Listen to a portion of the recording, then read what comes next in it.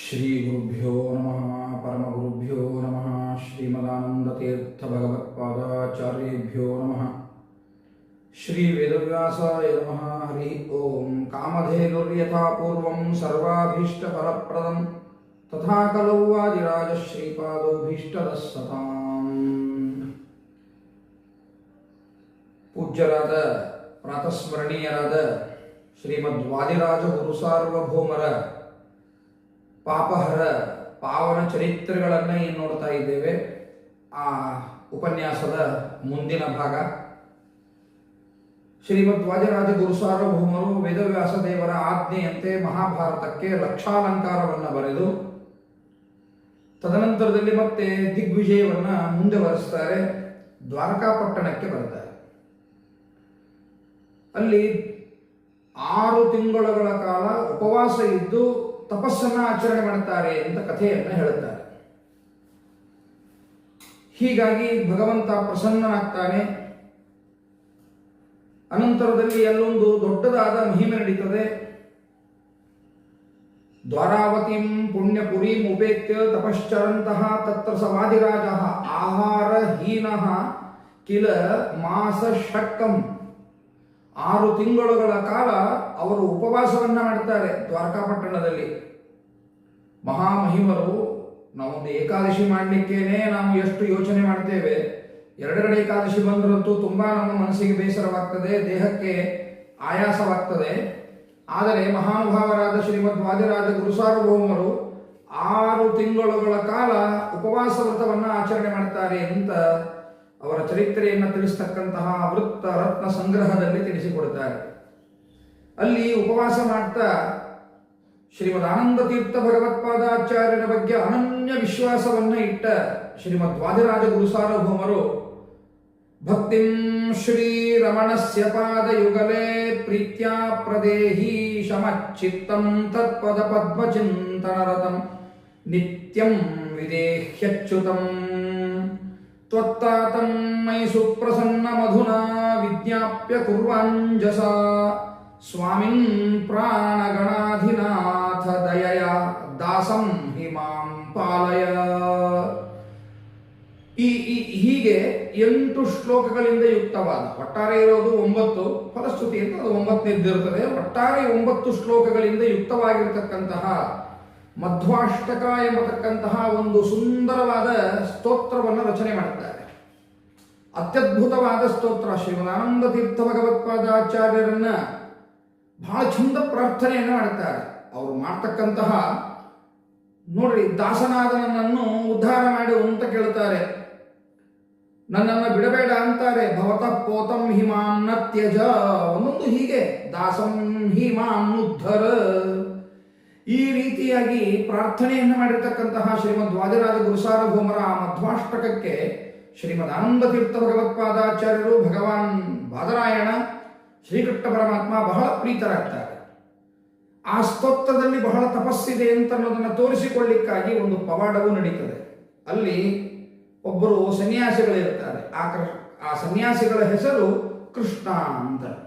ಕೃಷ್ಣ ಎನ್ನುವ ಹೆಸರಿನ ಸನ್ಯಾಸಿಗಳು. ಅವರಿಗೆ ಬಹಳ ಜ್ವರ ಬರುತ್ತದೆ. ಆ ಜ್ವರದ ಪೀಡ ಏನಾದರೂ ಪರಿಹಾರ ಆಗುವುದಿಲ್ಲ. ಔಷಧಿ ತಗೋತಾರೆ, ಕಡಿಮೆ ಆಗುವುದಿಲ್ಲ. ಬೇಕಾದಷ್ಟು ಯಾರ್ಯಾರು ಏನೇನು ಅಭಿಪ್ರಾಯಗಳನ್ನು ಕೊಡ್ತಾರೆ ಅದನ್ನೆಲ್ಲ ಪಾಪ ಆ ಸನ್ಯಾಸಿಗಳು ಮಾಡುತ್ತಾರೆ. ಆದರೆ ಅವರ ಜ್ವರ ಪರಿಹಾರ ಆಗೋದೇ ಇಲ್ಲ. ಭಗವಂತನಿಗೆ ಮೊರೆ ಹೋಗ್ತಾರೆ. ಏನ್ ಮಾಡಬೇಕು ಅಂತ ಮೊರೆ ಹೋದಾಗ ಅವರಿಗೆ ಸ್ವಪ್ನದಲ್ಲಿ ಸೂಚನೆ ಆಗ್ತದೆ. ಭಗವಂತ ಸ್ವಪ್ನದಲ್ಲಿ ಹೇಳ್ತಾನೆ, ಹೀಗೆ ಅಲ್ಲಿ ವಾದಿರಾಜ ಗುರುಸಾರ್ವಭೌಮರು ಬಂದಿದ್ದಾರೆ. ಅವರು ಒಂದು ಶ್ರೀ ಮಧ್ವಾಷ್ಟಕ ಎಂಬುದಾಗಿ ಸ್ತೋತ್ರವನ್ನು ರಚನೆ ಮಾಡಿದ್ದಾರೆ. ಅದನ್ನು ಪಾರಾಯಣ ಮಾಡಿದರೆ ನಿನ್ನ ಜ್ವರ ಪರಿಹಾರವಾಗ್ತದೆ ಅಂತ. ಅವರಿಗೆ ಬಹಳ ಖುಷಿಯಾಯಿತು. ಅಲ್ಲಿ ವಾದಿರಾಜ ಗುರುಸಾರ್ವಭೌಮರು ಇದ್ದದ್ದನ್ನ ತಿಳಿದು ಅವರು ಎಲ್ಲಿದ್ದಾರೋ ಅಲ್ಲಿಗೆ ಹೋಗಿ ಅವರಿಗೆ ನಮಸ್ಕಾರವನ್ನು ಮಾಡಿ ಪ್ರಾರ್ಥನೆಯನ್ನು ಮಾಡುತ್ತಾರೆ. ಸ್ವಾಮಿ, ತಾವೊಂದು ಮಧ್ವಾಷ್ಟಕ ಅಂತ ಬರೆದಿದ್ದೀರಿ, ಅದನ್ನು ನನಗೆ ಉಪದೇಶ ಮಾಡಬೇಕು, ನನ್ನ ಜ್ವರ ಪರಿಹಾರವಾಗ್ತದೆ ಅಂತ. ಆಗಲಿ ಅಂತ ಬಹಳ ಸಂತೋಷದಿಂದ ವಾದಿರಾಜ ಗುರುಸಾರ್ವಭೌಮರು ಅವರಿಗೆ ಉಪದೇಶವನ್ನು ಮಾಡುತ್ತಾರೆ. ಅದನ್ನು ಪಾರಾಯಣ ಮಾಡುವ ಮಾತ್ರದಿಂದಲೇನೆ ಅವರ ಜ್ವರ ಪರಿಹಾರವಾಗ್ತದೆ. ಅಂತಹ ಮಧ್ವಾಷ್ಟಕವನ್ನು ರಚನೆ ಮಾಡಿರತಕ್ಕಂತಹ ಮಹನೀಯರು. ಅವರ ಒಂದೊಂದು ಗ್ರಂಥಗಳಿಂದ ಏನೇನು ಲಾಭಗಳು ಅಂತ ನೋಡ್ತಾ ಬಂದಿದ್ದೇವೆ. ಅದು ಲಕ್ಷ್ಮೀ ಶೋಭಾನ ಇರಬಹುದು, ರುಕ್ಮಿಣೀಶ ವಿಜಯ ಇರಬಹುದು, ಮಹಾಭಾರತ ಲಕ್ಷಾಲಂಕಾರ ನೋಡಿ ಎಷ್ಟು ಅತ್ಯದ್ಭುತವಾಗಿರತಕ್ಕಂತಹ ಕೃತಿ. ಮಧ್ವಾಷ್ಟಕ ಒಂದು ಸ್ತೋತ್ರವಾಗಿದ್ದರೂ ಕೂಡ ಆ ಸ್ತೋತ್ರದಿಂದ ಜ್ವರ ಪರಿಹಾರವಾಗ್ತದೆ ಎಂದರೆ ಎಂತಹ ತಪಸ್ಸು ಇದೆ ವಾದಿರಾಜ ಗುರುಸಾರ್ವಭೌಮರದು ಅನ್ನೋದನ್ನು ಈ ಸಂದರ್ಭದಲ್ಲಿ ನಾವು ಗಮನಿಸಬೇಕು. ಹೀಗೆ ಮತ್ತೆ ಅಲ್ಲಿಂದ ಮುಂದೆ ಸಂಚಾರ ಮಾಡ್ತಾ ಮಾಡ್ತಾ ಬರ್ತಾರೆ. ಅಲ್ಲಿ ಮಾಡ್ತಾ ಇರುವಾಗಲೇ ಮತ್ತೊಂದು ಅವರಿಗೆ ಸೂಚನೆ ಆಗ್ತದೆ. ಹಯಗ್ರೀವ ದೇವರ ಉಪಾಸನೆಯನ್ನು ಸದಾಕಾಲ ಮಾಡ್ತಾ ಇರತಕ್ಕಂತಹ ವಾದಿರಾಜ ಗುರುಸಾರ್ವಭೌಮರಿಗೆ ಭಗವಂತ ಬಂದು ಹೇಳ್ತಾನೆ, ದ್ವಾರಕಾಪಟ್ಟಣದ ಒಂದು ಗುಹೆಯನ್ನ ಸೂಚಿಸ್ತಾನೆ. ಈ ಗುಹೆಯೊಳಗೆ ನೀವು ಬಂದರೆ ನಾನು ನಿಮಗೆ ಸಿಗುತ್ತೇನೆ ಅಂತ ತಿಳಿಸ್ತಾನೆ. ಹಯಗ್ರೀವನನ್ನು ಕಾಣಬೇಕು ಅಂತ ಹೇಳಿ ದೇವರ ಆಜ್ಞೆಯಂತೆ ಆ ಗುಹೆಯೊಳಗೆ ಪ್ರವೇಶ ಮಾಡುತ್ತಾರೆ. ಆ ಸಂದರ್ಭದಲ್ಲಿ ದೊಡ್ಡದಾದ ಶ್ರೇಷ್ಠವಾದ ಒಂದು ಹಯಗ್ರೀವ ಶಾಲಿಗ್ರಾಮವಿರುತ್ತದೆ. ಅಂದರೆ ಆ ಹಯಗ್ರೀವ ಶಾಲಿಗ್ರಾಮ ಅದರ ಕಾಂತಿ ಎಷ್ಟಿತ್ತು ಅಂದರೆ ಅವರೇನು ಪ್ರವೇಶ ಮಾಡುತ್ತಾರೆ ಗುಹೆ, ಆ ಗುಹೆಯ ತುಂಬೆಲ್ಲ ಬೆಳಕು ಚೆಲ್ಲಿರುತ್ತದೆ. ಹೀಗಾಗಿ ಅವರಿಗೆ ಬಹಳ ಸಂತೋಷ ಅನ್ನಿಸ್ತದೆ. ಆ ಶಾಲಿಗ್ರಾಮವನ್ನು ತೆಗೆದುಕೊಂಡು ಬರ್ತಾರೆ. ಅದರ ಅತ್ಯಂತ ಭಕ್ತಿಯಿಂದ ಪೂಜೆಯನ್ನು ಮಾಡ್ತಾ ಇರ್ತಾರೆ ವಾದಿರಾಜ ಗುರುಸಾರ್ವಭೌಮರು ಅಂತ ಅನ್ನೋದನ್ನ ನಾವು ನೋಡ್ತೇವೆ. ಮೊದಲಿಗೆ ಇವರ ಹತ್ರ ಹಯಗ್ರೀವ ಶಾಲಿಗ್ರಾಮವಿತ್ತು. ಮೊದಲಿಗೆ ಒಂದು ಹಯಗ್ರೀವ ಶಾಲಿಗ್ರಾಮ ಇತ್ತು. ಹೀಗೆ ಸಂಚಾರ ಮಾಡ್ತಾ ಮಾಡ್ತಾ ಅವರು ಮತ್ತೊಂದು ಪ್ರದೇಶಕ್ಕೆ ಬರ್ತಾರೆ. ದ್ವಾರಕಾಪಟ್ಟಣದಿಂದ ಹೊರಟು ಬೇರೆ ಪ್ರದೇಶಕ್ಕೆ ಬರ್ತಾರೆ. ಬಂದಂತಹ ಸಂದರ್ಭದಲ್ಲಿ ಅಲ್ಲಿ ಒಬ್ಬ ಯೋಗ್ಯ ಬ್ರಾಹ್ಮಣ ಇರ್ತಾನೆ. ಆದರೆ ಬಹಳ ಲೋಭಿ ಇರ್ತಾನೆ. ಯಾರಿಗೂ ಏನೂ ಒಂದು ರೂಪಾಯಿನೂ ದಾನ ಮಾಡ್ತಿರುವುದಿಲ್ಲ. ಧರ್ಮಾಚರಣೆ ಮಾಡಿದರೆ ದುಡ್ಡು ಖರ್ಚಾಗ್ತದೆ ಅಂತ ಹೀಗೆಲ್ಲ ಯೋಚನೆಯನ್ನು ಮಾಡ್ತಾ ಇರ್ತಾನೆ. ಒಳ್ಳೆ ಭಗವದ್ ಭಕ್ತ, ಅವನಿಂದ ಲೋಕೋತ್ತರವಾದ ಕಾರ್ಯಗಳಾಗಬೇಕಾಗಿದೆ. ಹೀಗೆ ಲೋಭಿ ಆದರೆ ಹೇಗೆ? ಅವನನ್ನು ಉದ್ಧಾರ ಮಾಡಬೇಕು ಅಂತ ವಾದಿರಾಜ ಗುರುಸಾರ್ವಭೌಮರು ಏನು ಮಾಡ್ತಾರೆ, ಅವರ ಹತ್ತಿರ ಇರುವ ಇನ್ನೊಂದು ಹಯಗ್ರೀವ ಶಾಲಿಗ್ರಾಮವನ್ನು, ದ್ವಾರಕಾಪಟ್ಟಣದ ಗುಹೆಯಲ್ಲಿ ಬಂದ ಹಯಗ್ರೀವ ಶಾಲಿಗ್ರಾಮವಲ್ಲ, ಮೊದಲಿಗೆ ಅವರ ಬಳಿ ಇರತಕ್ಕಂತಹ ಹಯಗ್ರೀವ ಶಾಲಿಗ್ರಾಮ ಏನಿದೆ ಆ ಹಯಗ್ರೀವ ಶಾಲಿಗ್ರಾಮವನ್ನು ಕೊಟ್ಟು ಅವನಿಗೆ ಹೇಳ್ತಾರೆ, ನಾವು ಹೀಗೊಂದು ಬೇರೆ ಕಾರ್ಯದಿಂದ ಹೋಗ್ತಾ ಇದ್ದೇವೆ, ಮತ್ತೆ ಬರ್ತೇವೆ, ಅಲ್ಲಿಯವರೆಗೂ ನೀನೇ ಈ ಹಯಗ್ರೀವ ಶಾಲಿಗ್ರಾಮದ ಪೂಜೆಯನ್ನು ಮಾಡಬೇಕು ಅಂತ ತಿಳಿಸ್ತಾರೆ. ಅವನು ಆಗ್ಲಿ ಅಂತಾನೆ. ಪ್ರತಿನಿತ್ಯ ಹಯಗ್ರೀವ ಶಾಲಿಗ್ರಾಮಕ್ಕೆ ಪೂಜೆಯನ್ನು ಮಾಡಲಿಕ್ಕೆ ಪ್ರಾರಂಭ ಮಾಡುತ್ತಾನೆ. ಶಾಲಿಗ್ರಾಮದ ಮಹತ್ವವೇ ಹಾಗೆ. ತತ್ರಾಪಿ ವಾದಿರಾಜ ಗುರುಸಾರ್ವಭೌಮರು ಅವನನ್ನು ಉದ್ಧಾರ ಮಾಡಬೇಕು ಅಂತ ಕೊಟ್ಟದ್ದರಿಂದಾಗಿ ಅವನ ಮನಸ್ಸಿನೊಳಗೆ ಪರಿವರ್ತನೆ ಪ್ರಾರಂಭವಾಗ್ತದೆ. ಆ ಶಾಲಿಗ್ರಾಮಕ್ಕೆ ಏನಾದರೂ ಇವತ್ತು ಅಡಿಗೆಯನ್ನು ಹೇಗೆ ಮಾಡಬೇಕು ಅಂದರೆ ಸುಮ್ಮನೆ ಒಂದೇನೋ ಅಡಿಗೆ ಮಾಡಿ ಬಿಡೋದಲ್ಲ, ನಾನಾ ವಿಧವಾದ ಭಕ್ಷ್ಯ ಭೋಜ್ಯಗಳನ್ನು ಮಾಡಿಸಿ ಆ ಹಯಗ್ರೀವ ಶಾಲಿಗ್ರಾಮಕ್ಕೆ ನೈವೇದ್ಯ ಮಾಡಬೇಕು ಅಂತ ಭಾವನೆ ಬರ್ತದೆ. ಅದಷ್ಟಕ್ಕೆ ಮುಗಿಯುವುದಿಲ್ಲ. ಮತ್ತೆ ಆ ಭಾವನೆ ಮುಂದೆ ವರಿತಾ ಕೇವಲ ಶಾಲಿಗ್ರಾಮಕ್ಕೆ ನೈವೇದ್ಯ ಮಾಡಿದರೆ ಏನು ಪ್ರಯೋಜನ? ಅದನ್ನು ಬ್ರಾಹ್ಮಣರು ಸ್ವೀಕಾರ ಮಾಡಿದರೆ ಆ ಬ್ರಾಹ್ಮಣರು ಏನು ಸಂತೋಷ ಪಡ್ತಾರೋ ಅವರೊಳಗಿರುವ ಭಗವಂತ ಸಂತೋಷ ಪಡ್ತಾನೆ. ಹೀಗಾಗಿ ಆ ಬ್ರಾಹ್ಮಣರನ್ನು ಕರೆಸಿ ನಾನು ನಾನಾ ವಿಧ ಭಕ್ಷ್ಯ ಭೋಜ್ಯಗಳನ್ನು ನೈವೇದ್ಯ ಮಾಡಿಸಿ ಈ ಹಯಗ್ರೀವ ಶಾಲಿಗ್ರಾಮಕ್ಕೆ ನೈವೇದ್ಯ ಮಾಡಿಸಿ ಬ್ರಾಹ್ಮಣರಿಗೆ ಭೋಜನ ಮಾಡಿಸಬೇಕು ಎಂಬತಕ್ಕಂತಹ ಬುದ್ಧಿ ಬರುತ್ತದೆ. ಹಾಗೇ ಮಾಡಲಿಕ್ಕೆ ಪ್ರಾರಂಭ ಮಾಡ್ತಾನೆ. ಅತೀ ಜಿಪುಣನಾಗಿರ್ತಕ್ಕಂತಹ ಬ್ರಾಹ್ಮಣ ಅತ್ಯಂತ ಉದಾರಿಯಾಗ್ತಾನೆ.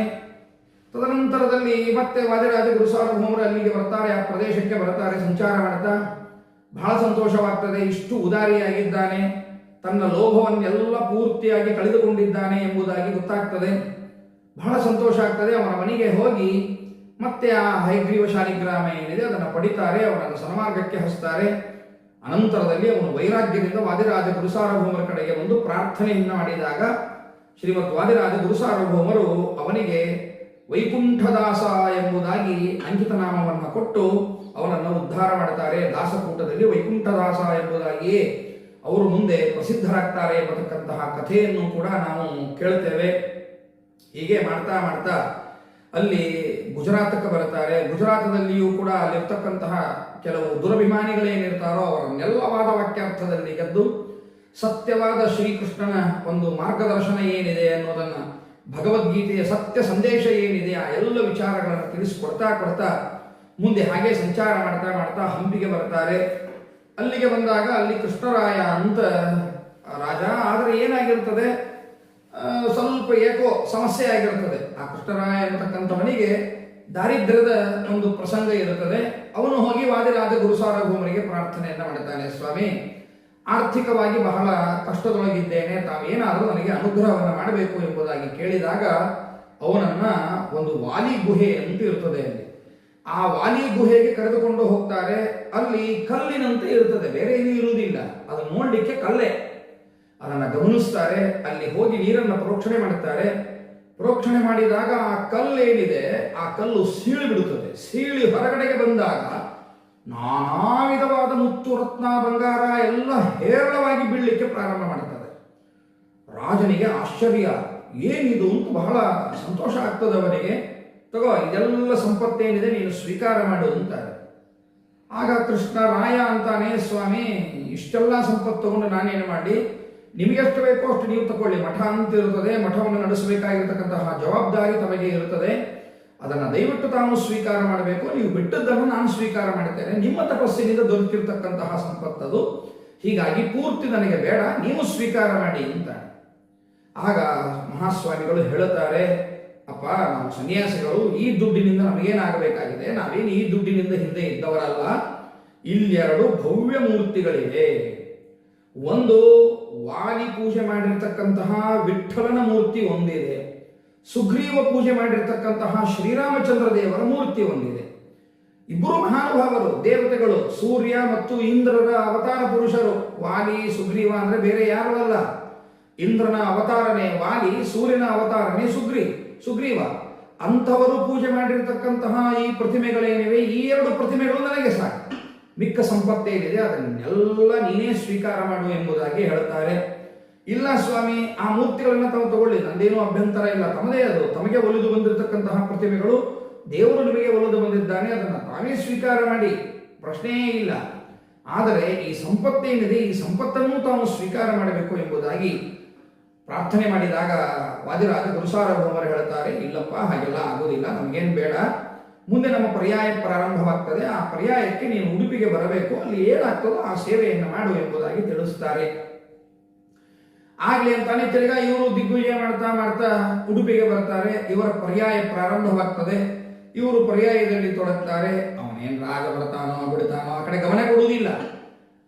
ಆದರೆ ಆ ಕೃಷ್ಣರಾಯ ಏನಿದ್ದಾನೆ ಅವನಿಗೆ ಗುರುಗಳ ಅನುಗ್ರಹದಿಂದ ಬಂದ ಸಂಪತ್ತು ಇದು, ಹೀಗಾಗಿ ಗುರುಗಳಿಗೆ ಸಮರ್ಪಣೆ ಮಾಡಬೇಕು ಎಂಬತಕ್ಕಂತಹ ದೃಷ್ಟಿಯಿಂದ ಅವತ್ತು ಗುರುಗಳು ಬಾ ಅಂದಿದ್ದಾರೆ, ನಾನು ಹೋಗಬೇಕು ಎನ್ನುವ ದೃಷ್ಟಿಯಿಂದ ತಿರ್ಗಾ ಅವನು ಬರ್ತಾನೆ. ಬಂದಾಗ ವಾದಿರಾಜ ಗುರುಸಾರ್ವಭೌಮರಿಗೆ ಬಹಳ ಸಂತೋಷವಾಗ್ತದೆ. ಸ್ವಾಮಿ, ನನ್ನಿಂದ ನೀವು ಸೇವೆಯನ್ನು ಪಡೆಯಲೇ ಇಲ್ಲ, ತಾನು ಅವಶ್ಯವಾಗಿ ಸೇವೆಯನ್ನು ಪಡಿಬೇಕು ಎಂಬುದಾಗಿ ಕೇಳಿದಾಗ ಆಗ ವಾದಿರಾಜ ಗುರುಸಾರ್ವಭೌಮರು ಅವನ ಭಕ್ತಿಗೆ ಮೆಚ್ಚುತ್ತಾರೆ. ಹೇಳುತ್ತಾರೆ, ನೋಡಪ್ಪ, ನಮ್ಮ ಉಡುಪಿಯ ಪ್ರಾಂತದಲ್ಲಿ ಅನಂತೇಶ್ವರ ಬಹಳ ಪ್ರಾಚೀನ ದೇವಾಲಯ, ತ್ರಿಯುಗ ಮೂರ್ತಿ ಅಂತ ಕರೀತಾರೆ ಅವನನ್ನ. ಅಂತಹ ಆ ಅನಂತೇಶ್ವರನ ದೇವಾಲಯ, ಅದೇ ರೀತಿಯಾಗಿ ಚಂದ್ರಮೌಳೇಶ್ವರ ದೇವಾಲಯ ಏನಿದೆ ಇವುಗಳನ್ನ ಮತ್ತು ಶ್ರೀಕೃಷ್ಣ ದೇವಾಲಯ, ಈ ಮೂರೂ ದೇವಾಲಯಗಳನ್ನ ನೀನು ಜೀರ್ಣೋದ್ಧಾರ ಮಾಡಬೇಕು ಎಂಬುದಾಗಿ ಹೇಳುತ್ತಾರೆ. ಆಗಲಿ ಅಂತ ಹೇಳಿ ಅವನು ಜೀರ್ಣೋದ್ಧಾರವನ್ನ, ಮೂರೂ ದೇವಾಲಯಗಳ ಜೀರ್ಣೋದ್ಧಾರವನ್ನ ಮಾಡಿ ನಾನು ಪಾವನನಾದೆ ಎಂಬುದಾಗಿ ಬಹಳ ಸಂತೋಷ ಪಡ್ತಾನೆ. ಹಾಗೆ ಮಧು ಸರೋವರಕ್ಕೆ ಹೋಗಬೇಕಾದ್ರೆ ಅದೇನು ಕಟ್ಟಿ ಬರ್ತಾವೋ ಆ ಕಟ್ಟಿಗಳನ್ನು ಕೂಡ ಅವರೇ ಹಾಕಿಸಿದ್ದಾರೆ ಅಂತ, ಇವನಿಂದಲೇ ಹಾಕಿಸಿದರು ವಾದಿರಾಜ ಗುರುಸಾರ್ವಭೌಮರು ಅಂತ ಪ್ರತೀತಿ ಕೇಳ್ತಾ ಬಂದದ್ದು. ಆದರೆ ಅಲ್ಲಿ ಶಿಲಾಶಾಸನ ಬೇರೆ ಇದೆ, ಪುತ್ತಿಗೆ ಮಠದವರಿಂದ ಅದು ಆದದ್ದು ಎಂಬುದಾಗಿ ಅಲ್ಲಿ ಜೀರ್ಣೋದ್ಧಾರದ ಸಂದರ್ಭದಲ್ಲಿ ಅಲ್ಲೇನು ಫಲಕ ಹಾಕಿದ್ದಾರೋ ಆ ಫಲಕದಲ್ಲಿ ಶ್ರೀ ರಾಘವೇಂದ್ರ ತೀರ್ಥ ಸೇವಾ ಎಂಬುದಾಗಿ ಬರೆದದ್ದನ್ನ, ಅಂದರೆ ಪುತ್ತಿಗೆ ಮಠದ ಯತಿಗಳು, ರಾಘವೇಂದ್ರ ಸ್ವಾಮಿಗಳು ಅಂದ್ರೆ ನಮ್ಮ ಮಂತ್ರಾಲಯದ ರಾಘವೇಂದ್ರ ಸ್ವಾಮಿಗಳಲ್ಲ, ಪುತ್ತಿಗೆ ಮಠದ ರಾಘವೇಂದ್ರ ಸ್ವಾಮಿಗಳು ಅಂತ ಏನಿದ್ರು ಆ ರಾಘವೇಂದ್ರ ತೀರ್ಥರು ಅದನ್ನು ಮಾಡಿಸಿದ್ದಾರೆ ಅಂತ ಅನ್ನೋದನ್ನ ಆ ನೈಋತ್ಯ ದಿಕ್ಕಿನೊಳಗಿರುವ ಆ ಶಿಲಾಫಲಕವನ್ನು ನೋಡಿದಾಗ ಗೊತ್ತಾಗ್ತದೆ. ಹೀಗಾಗಿ ಆ ಕಟ್ಟಿಗೆ ಏನು ಕಟ್ಟಿ ಇದೆ ಅದನ್ನೆಲ್ಲವನ್ನು ಕೂಡ ಪುತ್ತಿಗೆ ಮಠದ ಶ್ರೀ ರಾಘವೇಂದ್ರ ತೀರ್ಥ ಸ್ವಾಮಿಗಳವರು ಮಾಡಿರಲಿಕ್ಕೆ ಅವಕಾಶ ಹೆಚ್ಚಿರುತ್ತದೆ. ಇವು ಮೂರು ಮಾಡಿಸಿದ್ದಕ್ಕೆ ಅದನ್ನೂ ಒಂದು ಮಾಡಿಸಿದ ಅಂತನ್ನುವಂತಹ ಕಥೆಯೂ ಬಂದಿರಬಹುದು, ಅಥವಾ ಕೆಲವು ಭಾಗಗಳನ್ನು ಅವರು ಮಾಡಿಸಿರ್ಲಿಕ್ಕೂ ಅವಕಾಶ ಇರುತ್ತದೆ ಎಂಬುದಾಗಿ ತಿಳಿತಾ ಹೀಗೆ ವಾದಿರಾಜ ಗುರುಸಾರ್ವಭೌಮರು ಲೋಕೋತ್ತರವಾದ ಕಾರ್ಯಗಳನ್ನು ಮಾಡಿದ್ದಾರೆ ಎಂಬುದಾಗಿ ನೋಡ್ತಾ ಇವತ್ತಿನ ಉಪನ್ಯಾಸವನ್ನ ಅವರ ಅಂತರ್ಯಾಮಿಯಾದ ಪರಮಾತ್ಮನ ಪಾದಾರವಿಂದಗಳಲ್ಲಿ ಸಮರ್ಪಣೆಯನ್ನು ಮಾಡೋಣ. ಶ್ರೀಕೃಷ್ಣಾರ್ಪಣಮಸ್ತು, ಮಧ್ವೇಶಾರ್ಪಣಮಸ್ತು.